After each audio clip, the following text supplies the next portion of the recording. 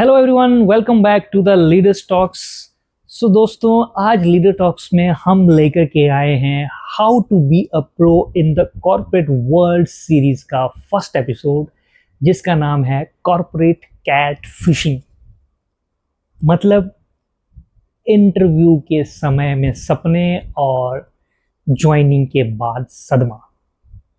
दोस्तों, क्या कभी आपके साथ भी ऐसा हुआ है कि इंटरव्यू के समय एचआर ने आपको कहा कि भैया हमारी कंपनी तो बहुत अच्छी कंपनी है और इसमें वर्क लाइफ बैलेंस को बहुत इम्पोर्टेंस दी जाती है, सीखने के कई मौके मिलते हैं और हर एम्प्लॉय को कंपनी में परिवार का एक सदस्य मानती है। लेकिन ज्वाइनिंग के 1 महीने बाद ही आपका लैपटॉप संडे को भी खुला है, रात को 11 बजे आपको कॉल्स आ रही हैं, आप उनका रिप्लाई कर रहे हो और मीटिंग्स कॉल्स के अलावा आपको बहुत कुछ सीखने को नहीं मिल रहा है। अगर ये सब चीज़ें आपके साथ हो चुकी हैं, इसका मतलब आप कॉर्पोरेट कैट फिशिंग का शिकार हो चुके हो। आज इसी बारे में बात करते हैं। चलिए मिलते हैं राहुल से। राहुल पिछले 4 साल से एक ही कंपनी में काम कर रहा था। अचानक से उसको एक दूसरी कंपनी से कॉल आता है, वो इंटरव्यू के लिए जाता है। एचआर उसको बोलता है कि हमारी कंपनी में इंडिविजुअल ग्रोथ को बहुत सपोर्ट किया जाता है, हमारे यहाँ पे ओवर टाइम कभी नहीं होता और टॉक्सिक वर्क कल्चर को तो कंपनी बिल्कुल टॉलरेट नहीं करती है। राहुल को पैकेज भी अच्छा मिला और राहुल ने सारी कंडीशंस को समझते हुए, कंपनी के कल्चर को समझते हुए कंपनी ज्वाइन भी कर लेता है। पहले हफ्ता बहुत अच्छा जाता है, दूसरा हफ्ता भी अच्छा जाता है, अच्छा फील करता है राहुल। तीसरे हफ्ते में रात को 11 बजे उसको बॉस की कॉल आती है। चौथे हफ्ते में शनिवार उसका ऑफ होता था, उसको शनिवार को ऑफिस बुला लिया जाता है और 1 महीने के बाद संडे को भी राहुल का लैपटॉप खुला हुआ है, कॉल्स आ रही हैं, मैसेज आ रहे हैं। अब राहुल समझ गया कि जो इंटरव्यू के समय में उससे बातें की गई थी, ये कंपनी का कल्चर बिल्कुल उससे अलग है। सो यहाँ पर दोस्तों, जो राहुल के साथ हुआ एक्चुअल में उसी को कॉर्पोरेट कैट फिशिंग कहते हैं।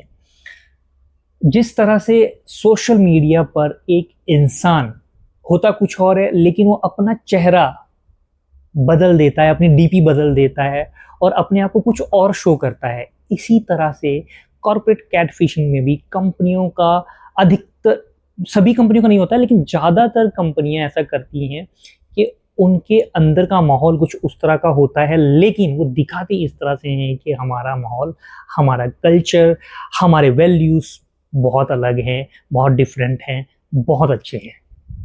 और अगर इस सिनेरियो को हम इंडियन कंपनीज के हिसाब से समझें तो आप देखेंगे कॉर्पोरेट में चाहे सेल्स है, मैन्युफैक्चरिंग है या फिर आईटी जॉब्स हैं, ये जितने भी कॉर्पोरेट हाउसेस इंडियन मार्केट में रन कर रहे हैं, वहाँ पे भी कॉर्पोरेट कैट फिशिंग एक बहुत यू कैन से कि ये एक बहुत बड़ा मुद्दा है। लेकिन इंडियन जो एम्प्लॉइज़ हैं अभी इसके बारे में बहुत कुछ नहीं जानते हैं और इसी वजह से कई बार क्या होते हैं, वो इस कॉर्पोरेट कैट फिशिंग का शिकार हो जाते हैं। और देखिए, इंडियन कंपनीज भी या इंडियन जो नए स्टार्टअप्स हैं वो भी अक्सर ये चीज़ें करती हैं इंडियन एम्प्लॉइज़ के साथ। उनको इंटरव्यू में कहा जाता है कि फ्लेक्सिबल टाइमिंग है भाई, आपको 9 से 6 काम करना है, लेकिन आप कब 9 से 9 काम कर रहे हो आपको पता ही नहीं चलता। वो बोलते हैं कि अपॉर्चुनिटीज़ बहुत हैं, आपको ग्रोथ मिलेगी, हर साल ग्रोथ मिलेगी, लेकिन 2 सालों के बाद भी आपको कुछ नहीं मिलता है, आप वहीं के वहीं पड़े रहते हो। और बहुत सारी चीज़ें हैं, जैसे आपको कुछ स्टार्टअप्स ये बोल देते हैं कि हाँ, आपको प्रॉपर ट्रेनिंग दी जाएगी, बट होता क्या है कि आपके पास एक लैपटॉप पकड़ा दिया जाता है और लैपटॉप पकड़ने के बाद आपको कोई ट्रेनिंग नहीं दी जाती है। साल भर आप नौकरी निकाल दी आपने, साल भर से आपकी कोई ट्रेनिंग नहीं और आप धक्के खा रहे हैं वहीं पे। सो ये इंडियन सिनेरियो में भी कॉर्पोरेट कैट फिशिंग होती है। ये तो मैंने आपको कुछ एग्जांपल्स बताए। तो ये कॉर्पोरेट कैट फिशिंग होती क्यों है, क्यों कंपनी ऐसा करती हैं, ये जानना भी ज़रूरी है। अगर हम इंडियन सिनेरियो में देखें तो इंडियन सिनेरियो में कंपनी अपनी वैकेंसीज को भरना चाहती है, जितनी जल्दी पोस्ट भरेगी उतने जल्दी काम स्टार्ट होगा।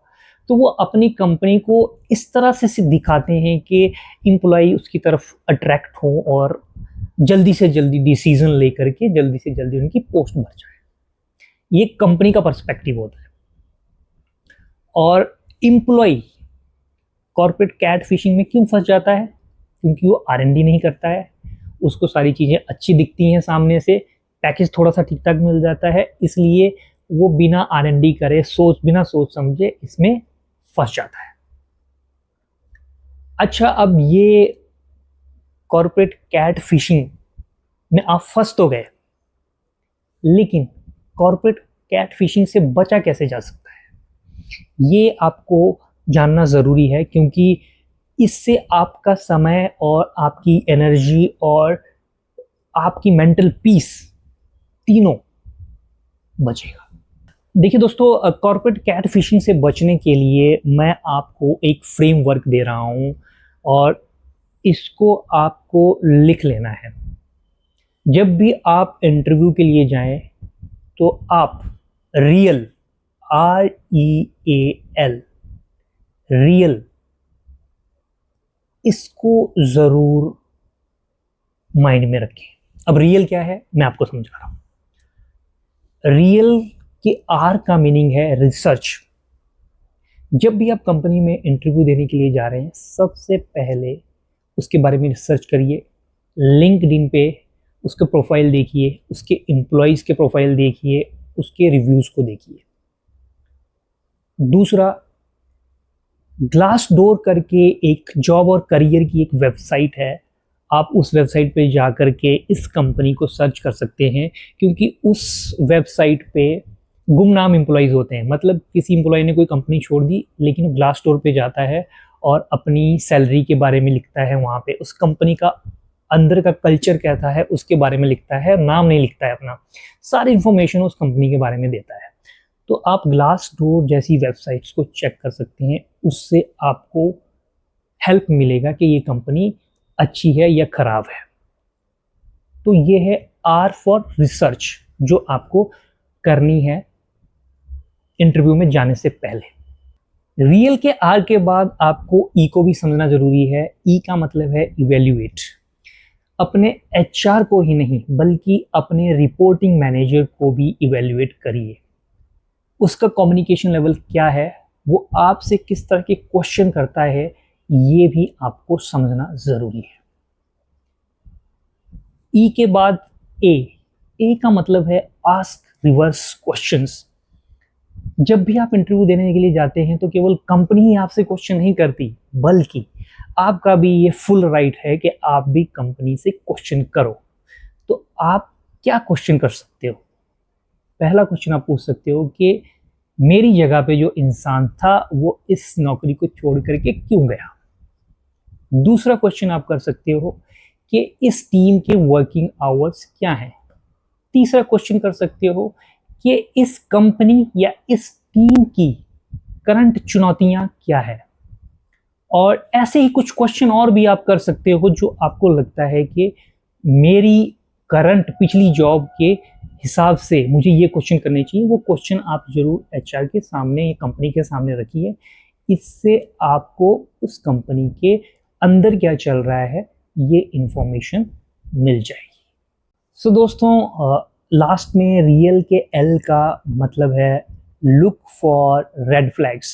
अगर आपके पूछे हुए क्वेश्चंस का आपको कोई सही जवाब ना मिले, गोल मोल जवाब मिले या बिल्कुल परफेक्ट सही जवाब मिले कि इसमें तो सब कुछ सही हो रहा है, तो ये आपके लिए एक रेड फ्लैग हो सकता है। तो आप वहाँ पे समझ जाइए कि कंपनी की अंदर की सिचुएशन ठीक नहीं है या कल्चर जो आपको दिखाया जा रहा है वो नहीं है। तो ये समझना आपको ज़रूरी है।